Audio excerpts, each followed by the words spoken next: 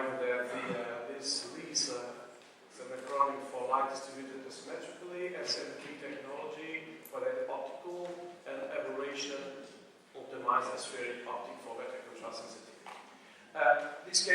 This comes into ways. You can have the spherical correction only aimed at the cylindrical or torical correction as well.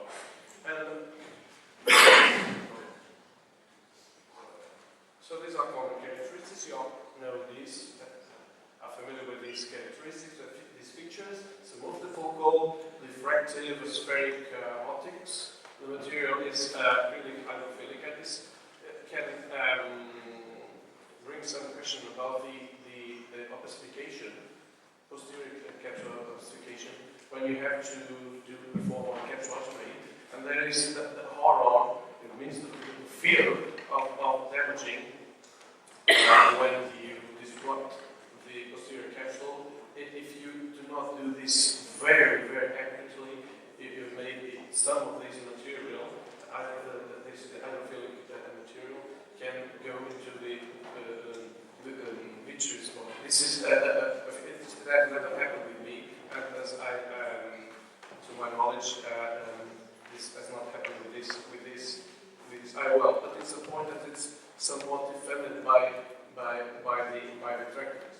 The design is one fixation points, and this is appealing if you think that it may render this IOL more stable in terms of rotation and centration.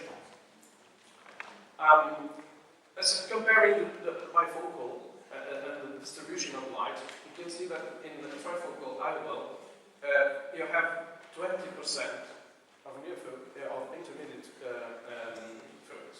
And this can be seen in the focus curve, which I believe it is the reference, but it's the guide for you when you want to compare the performance of different IOL, multiple IOLs.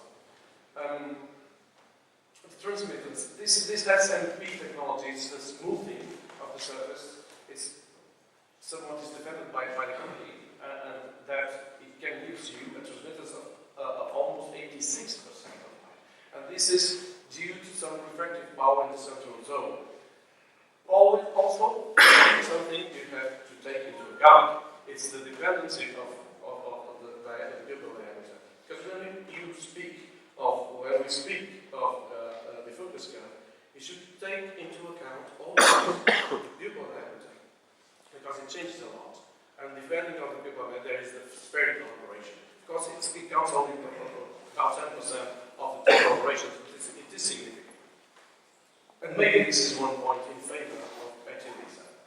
Other features, of course, we have already mentioned the PCO barrier with 360 degrees with square edges, but we won't go to the honest.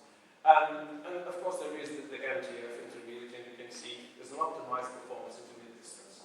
So the difference between two is that the spherical IOL, corrective IOL, it can give a vision of 3.33 near and 1.66. The good thing about this IOL is a preloaded IOL, and this it's not time useful, time consuming, less time consuming, but also it gives you a very sharp and very nice elevation. For the Toric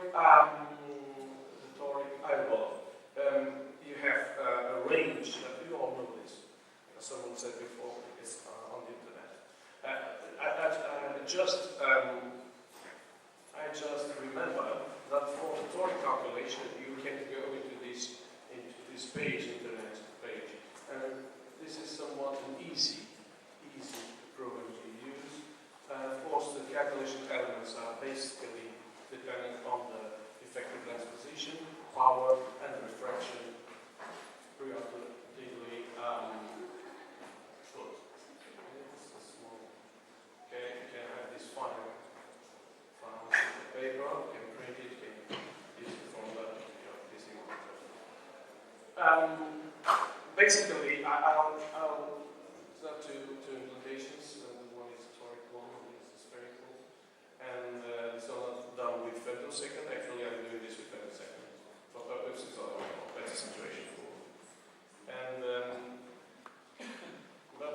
should stress one point regarding this eyeball implementation. It's because it's the shape of it. It's a plate shape. So when you implant it, you have to be very, very thorough when you perform the polishing of the posterior capsule. Because otherwise, when it's implanted in the back, it's very hard to go underneath. So this is one problem, if I may say so, of the surgical technique. Otherwise, you can see that this IOL will go very, very well and fits itself very easily. Because it's a large IOL with a total diameter of 11 millimeters, it can almost immediately find its way until the equator of the capsule back. So it's a very stable IOL. And this is one of the attractive points when I choose this IOL for toric implantation. Because I'm most certain that the no rotation is proven to happen. Not that easily. So I'll just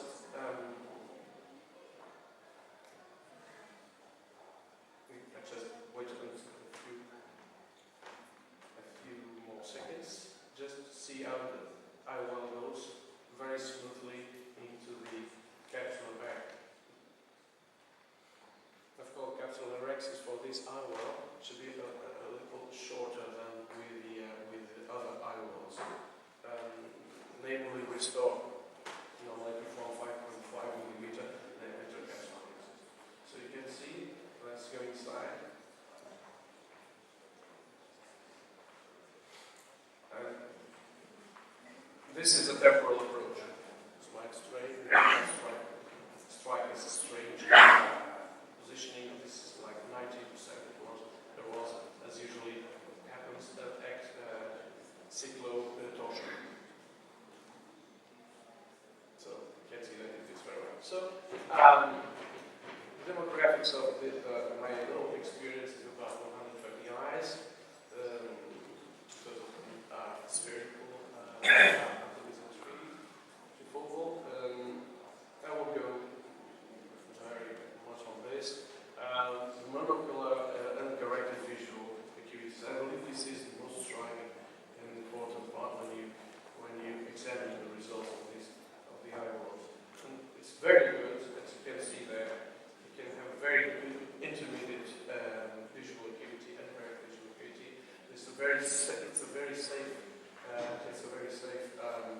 IOL. And the post refraction, namely in the toric IOL, was fairly good, up to minus 0.5. It's all multiple IOLs. Astigmatism is very poorly tolerated. So in these patients, 120, we had to perform in about 10 myotics procedure, meaning an enhancement of treatment or correcting the astigmatism. And basically, this is, as a reference, the same values as in multi-center studies. And this I'm asking you to pay some attention because it's the binocular performance of the eyeballs.